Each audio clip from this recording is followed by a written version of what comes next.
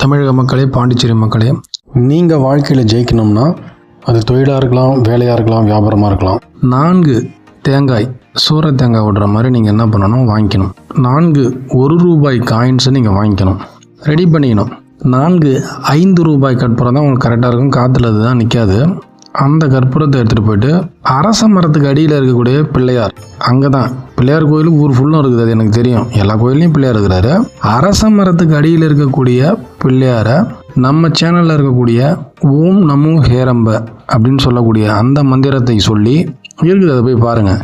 யார் அந்த தேங்காய் மேலே ஒரு ரூபாய் காயினை வச்சு, அந்த மூலிக்கும் தேங்காய்க்கும் மத்தியில் வச்சாலே ₹1 காயின் நிற்கும், அது உங்களுக்கு புரியும். அந்த இடத்துல வச்சு நீங்கள் கற்பூரத்தை ஏற்றி வலமாக 3 சுற்று, இடமாக 3 சுற்று விநாயகர் பெருமானை சுற்றி 4 தேங்காயும் நீங்கள் 4 திசையில் உடைக்கணும், விநாயகரை சுற்றி அப்படி உடைச்சிருந்தீங்கன்னா உங்களை பிடித்த பீடை உங்களை விட்டு விலகி இருப்பதை நீங்கள் உடனடியாக காணலாம். இது ஒரு நல்ல பரிகாரம், செய்து பாருங்கள். அதன் பிறகு நீங்கள் கமெண்ட் பண்ணுங்கள், ஏன்னா இது ரொம்ப வேல்யூபிளான பதிவு.